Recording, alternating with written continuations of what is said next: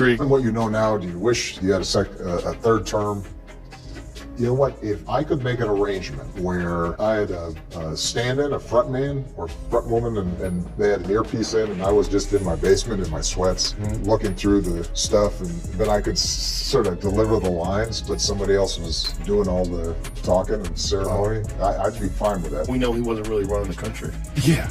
We used to think he was actually running the country, and now they're like, no, he didn't even see those executive orders. That was all auto pen. Have you ever seen that video? No. Pull that video up, because it's one of my favorite. How many illegal immigrants did Barack Obama deport in his 8 years as president? I don't know. Have a guess. No clue. No clue. Interesting, right?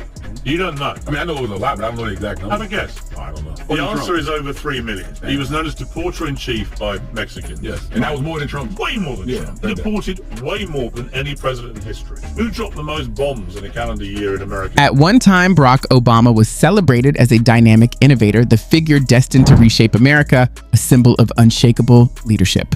Yet behind the media spotlight and carefully staged appearances, the truth looked far different. Disappointing policies, unfulfilled promises, and a legacy more focused on image than impact. By cutting through that polished veneer, Joe Rogan and Piers exposed Obama as a master of branding. Someone who fell short of the lofty expectations and never fully matched the revolutionary persona that had been crafted around him. Have you ever seen that video? No. Pull that video up, because it's one of my favorite. How many illegal immigrants did Barack Obama deport in his 8 years as president? I don't know. Have a guess. No clue. No clue. Interesting, right?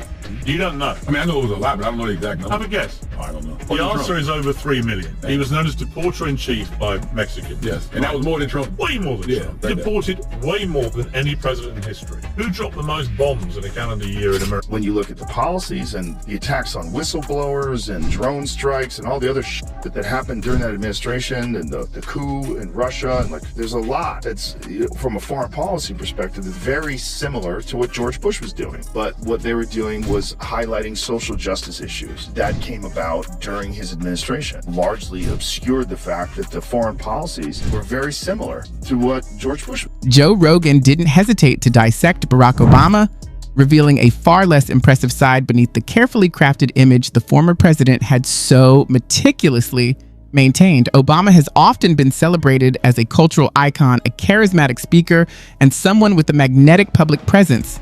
Yet Rogan pierced straight to the heart of the myth. He pointed out that a politician who can say everything while delivering almost nothing is cleverly hiding behind a polished exterior. Despite all the promises of change and hope, America largely received a masterfully executed image campaign, one that ultimately led back to the familiar, unremarkable establishment many pretend never existed. This is a perfect example of the abundant hypocrisy of the left. How many people Barack Obama deported in 8 years? I'm sure you're going to tell me. Well, why don't you guess? I don't know and don't care. Well, hang on. You don't know and you don't care. You've just given me. Because it's not You've just given me. Hang on, Joy.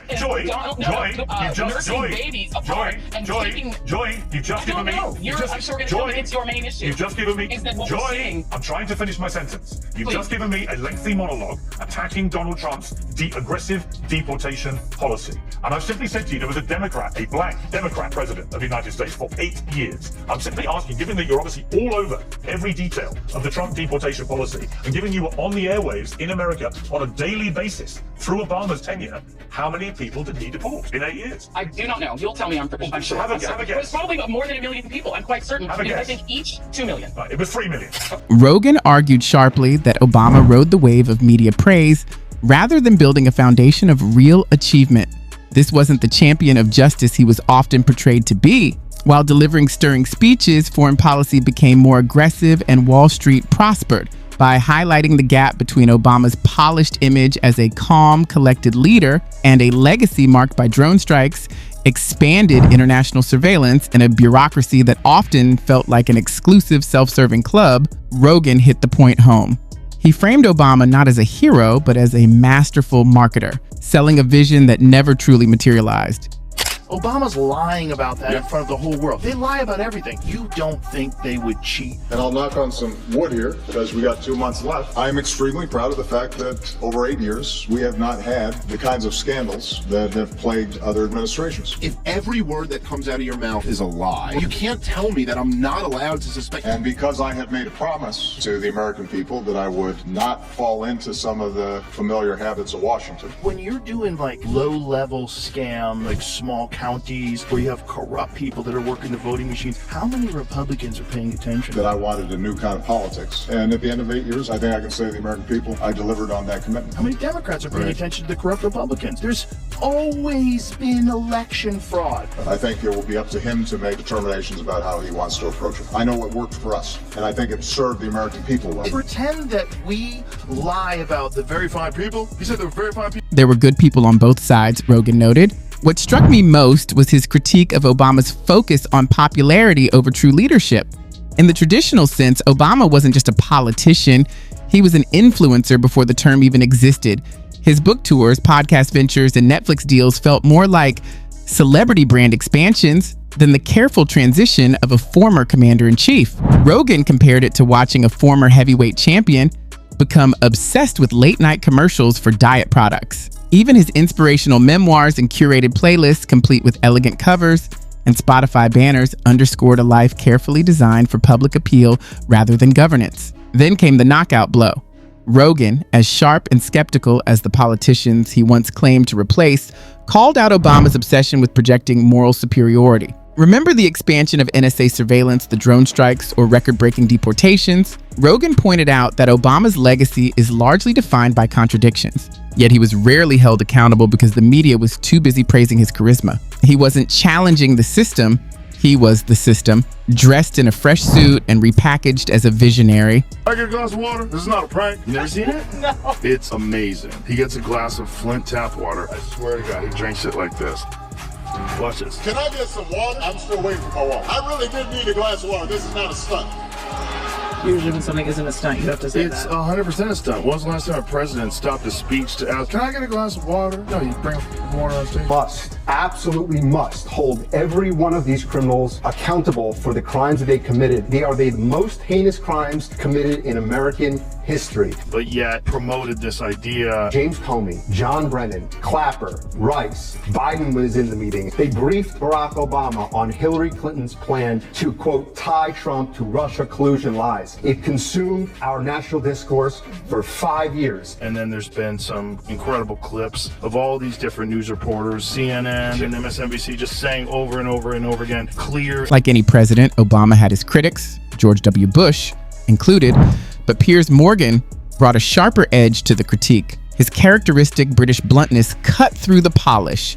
Piers immediately highlighted Obama's obsession with image, noting that every gesture seemed choreographed to make him look like a movie star. He challenged the idea that Obama was genuinely earnest, pointing to carefully timed remarks, pauses, and countless photo ops while playing basketball or performing with celebrities.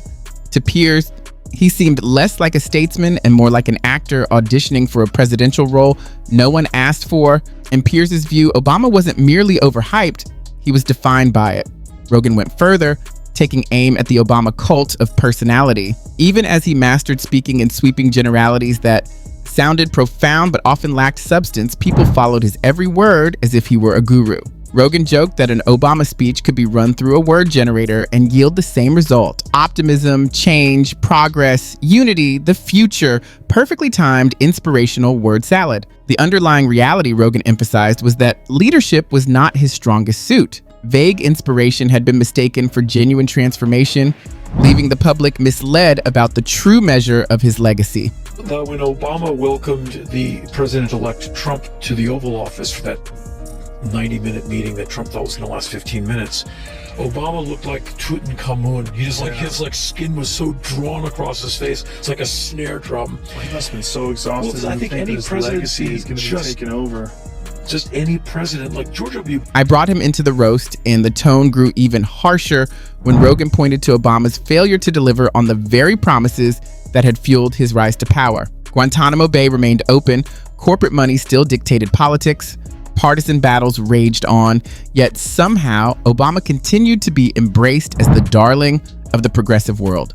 Rogan cast that gap as nothing more than performance art. Sure, Obama had mastered the optics, perfectly timed applause lines, relatable anecdotes, and witty comebacks, but when it came to actually challenging the status quo, he was timid. Rogan likened him to the strong man at the gym who talks tough, but never lifts more than 10 pounds. Piers took another shot, this time aiming at the culture of elitism Obama embodied. He highlighted how Obama thrived in a media-saturated, Hollywood-driven, and college-adoring environment where style outweighed substance. To Morgan, it was clear, whenever Obama walked into a room filled with journalists and celebrities, they reacted as though royalty had arrived, knees buckled, eyes wide, swept up in awe. His point was simple, yet it landed with force.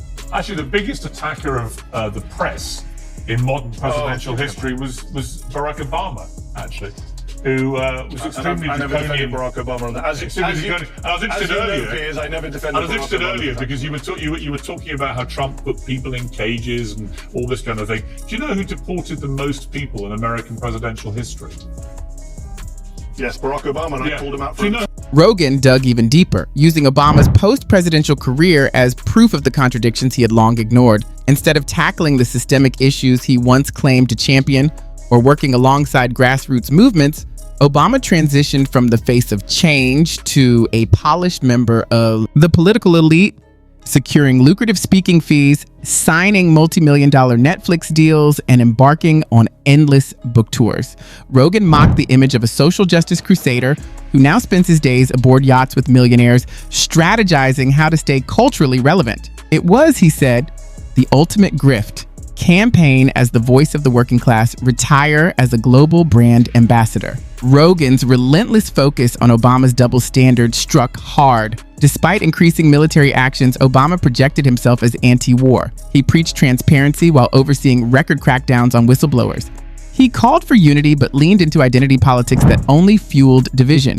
One by one, Rogan picked apart these contradictions, leaving no space for excuses. By the time his critique ended, Obama no longer looked like a misunderstood leader, but rather a politician who had sold America an illusion, packaged with a smile and a slogan. If you're guilty of massive amounts of misinformation and disinformation as a part of a propaganda campaign. Attorney General Pam Bondi has directed federal prosecutors to launch a grand jury investigation into members of the Obama administration over the 2016 Russia investigation. A lot of them are guilty of it. Yeah. A lot of the people that are in that White House press conference, a lot of the organizations they work for, distributed absolute lies. Total lies. Tulsi Gabbard declassified documents that she says shows Obama administration officials manufactured intelligence to make it look like Russia interfered in the 2016 election. How many of them during the whole Russiagate thing? A lot of people think that the Russia thing was real. Yeah, Still. I mean, the whole Steele dossier where it was like completely concocted. Funded by the Clinton campaign. The commentary didn't stop there.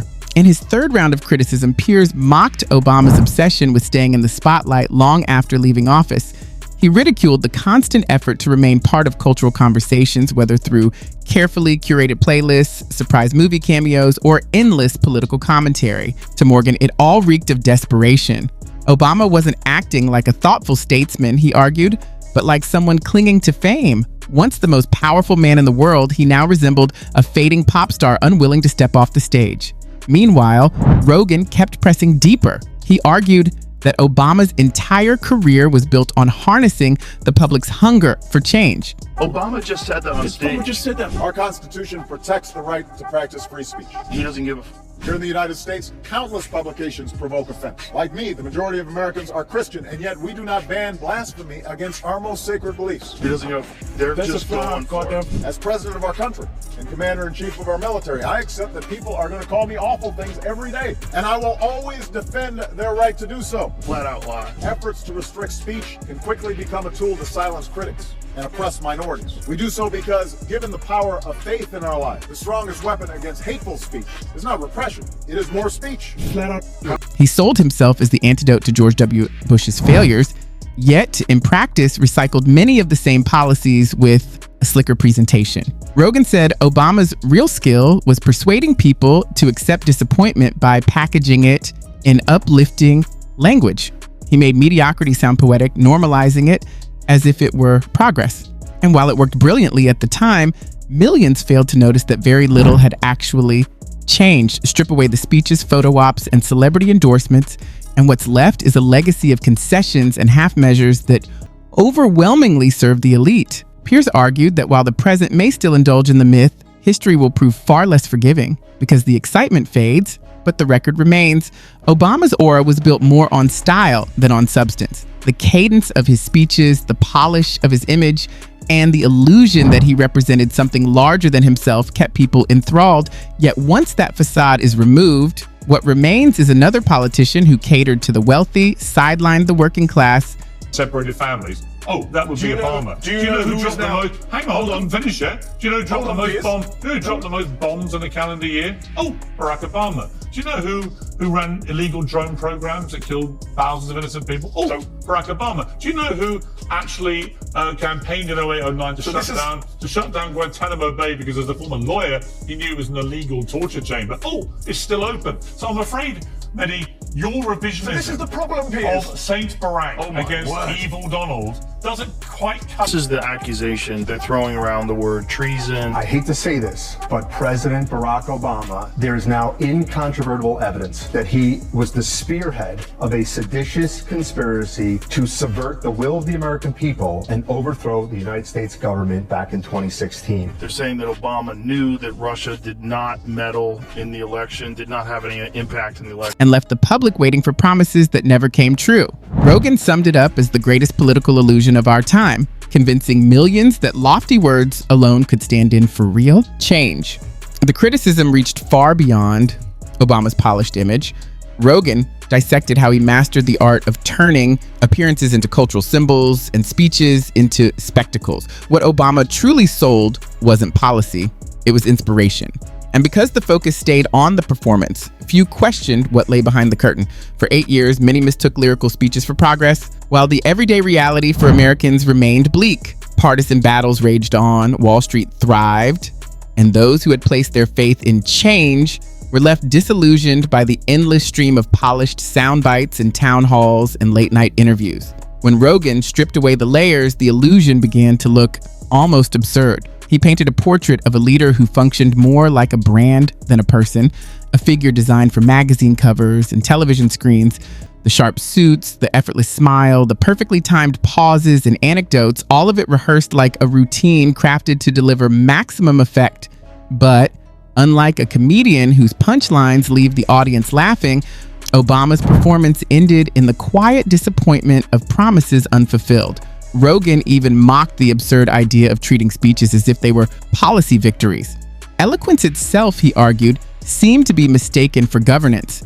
The media eagerly played along, applauding well-timed jokes or dramatic pauses at a teleprompter as though they were the signing of landmark legislation.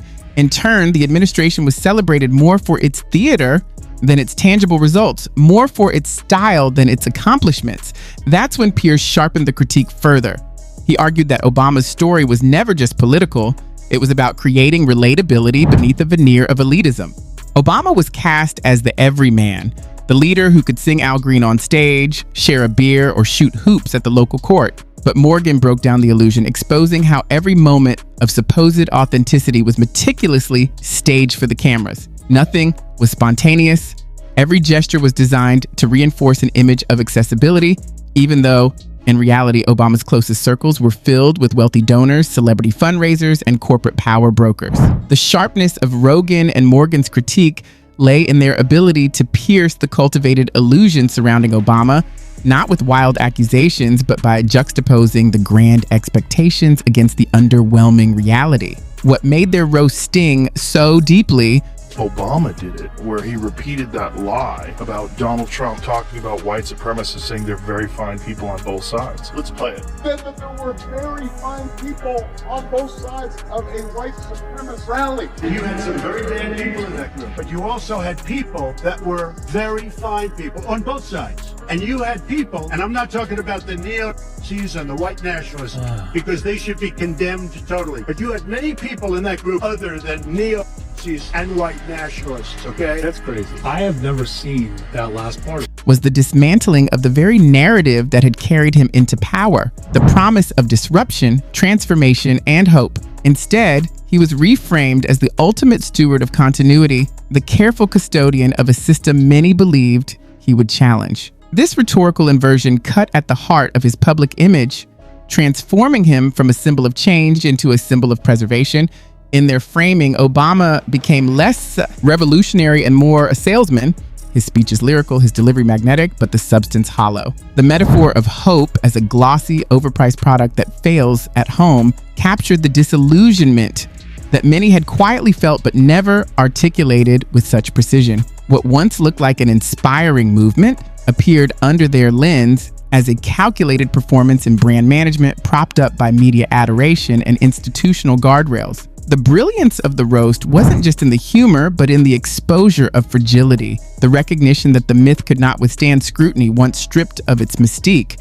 By the time Piers underscored the conceit and exclusivity at the core of Obama's brand, the damage was sealed. No longer the untouchable icon of hope, he was reframed as a polished product of political marketing, a man whose greatest accomplishment was selling himself rather than delivering transformation. In that moment, the aura evaporated, and what remained was a sobering reminder that charisma and inspiration can carry a leader only so far before reality intervenes.